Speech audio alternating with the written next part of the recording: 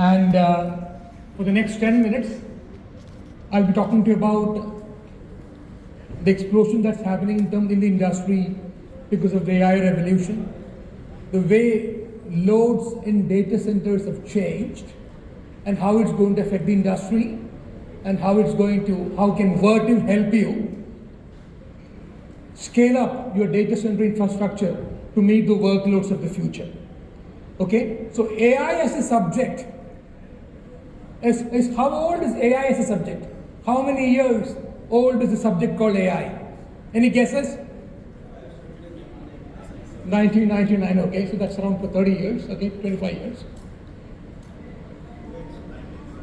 1960, okay, that's right, approximately, yeah. So AI is approximately a 75-year-old subject. So there are, university research on the subject of AI for at least the last 75 years.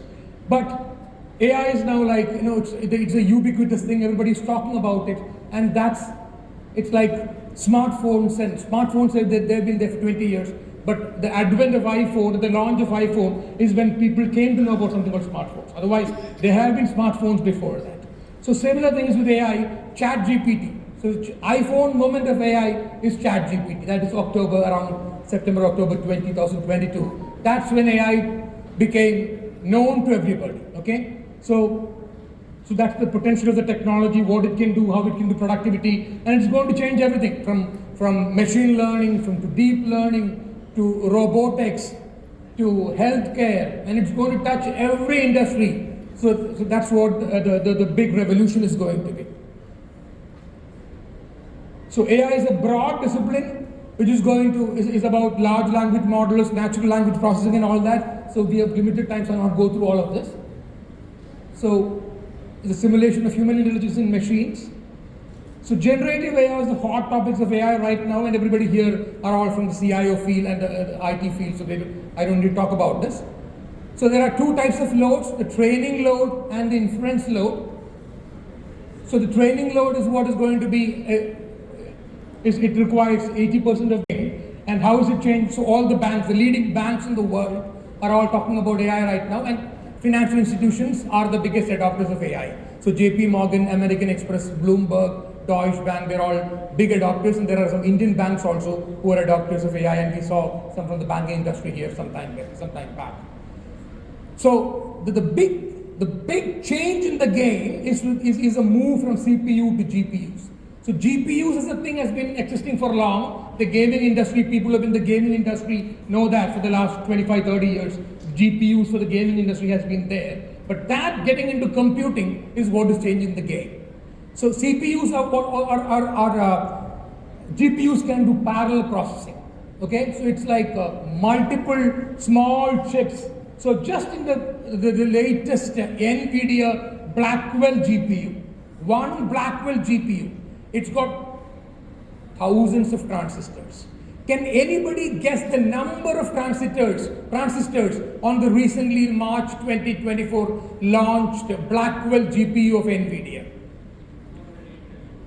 208 billion transistors. You're right there.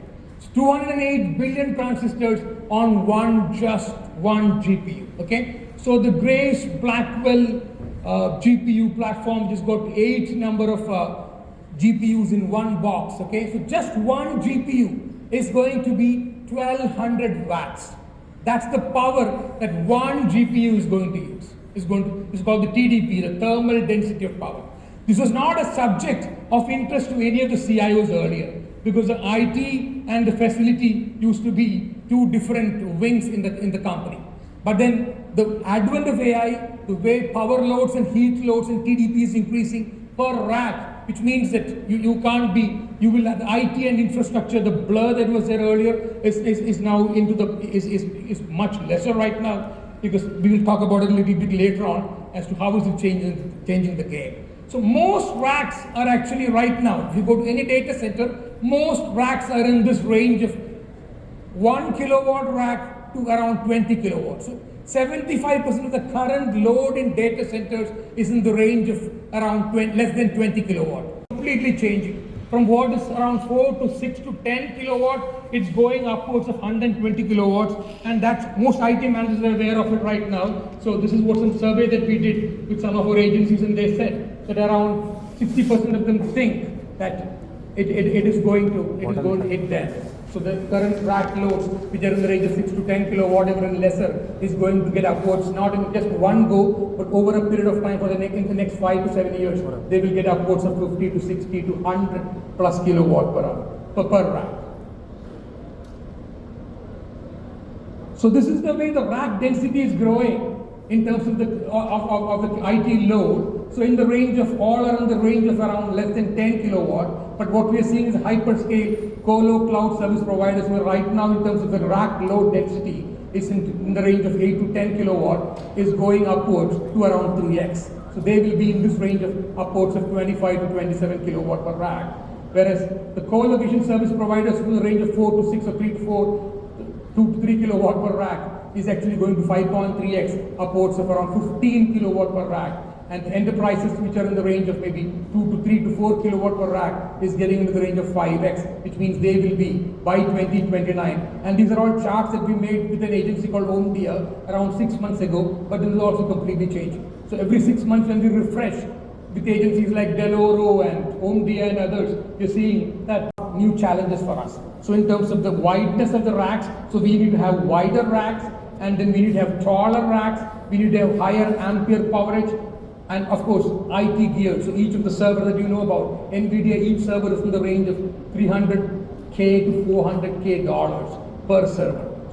So each rack is in the range of like 15-20 crores. Okay, so that's the kind of IT gear that will be in each rack. So this is the kind of, it will be wider racks, heavier racks, and we are into all the space. Vertiv is in the space of racks, all the rack cooling and service complexity will improve, will increase. The usage of sustainability targets are all there for all of us. So this is the way the whole thing is going to change. Heat waste reuse and emerging. So we are into all this space of ensuring that your rack load density, we can upscale you from your current 3 to 4 to 6 to 10 kilowatt upwards of 100 kilowatts. So we are right now partnering with NVIDIA. So there's a program called the Cooler Chips program, which is by the Department of Energy in the United States, because right now 2.5% of the world's power usage is in data centers. And with the advent of AI and the explosion that's happening right now, this could go as upwards something like 8 to 10% in the next 5 to 7 years time. So that's what's expected. So the Department of Energy is working with Vertiv, with a consortium which is called NVIDIA, Honeywell and Vertiv and all of us, to ensure that we come up with the latest cooling technology, because these racks need to be cooled. So because the cooling is one of the biggest power guzzlers in any data center.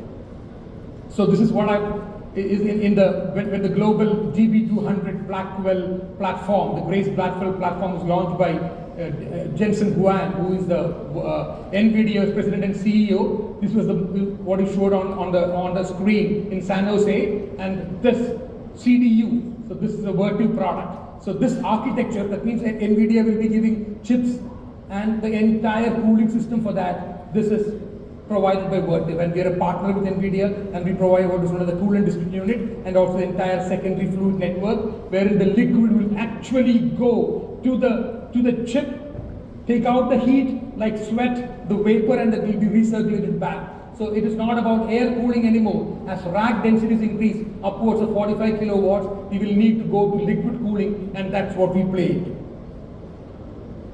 So Vertiv is partnered with NVIDIA. I'm not going to get into details of all of this right now. So this is a video about the NVIDIA president, who is like a rock star right now, with their stock upwards of around $1,300, $1,400, and then split recently. And NVIDIA is right now the world's biggest market cap company.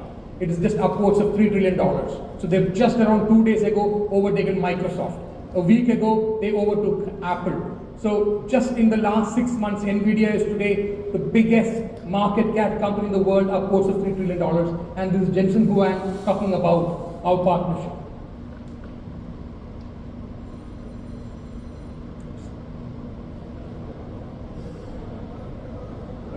There's a video in which he talks about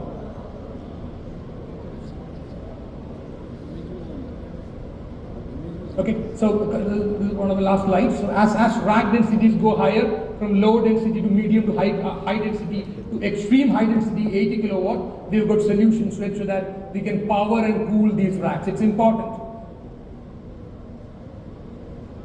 So we have got solutions starting from row cooling to perimeter cooling, air cooling, which has got limitations. As we go higher, we have got passive rear door heat exchanger, direct to chip, and there is also immersion cooling, which is actually you having servers of Dell and all that directly into liquids like a dielectric liquid.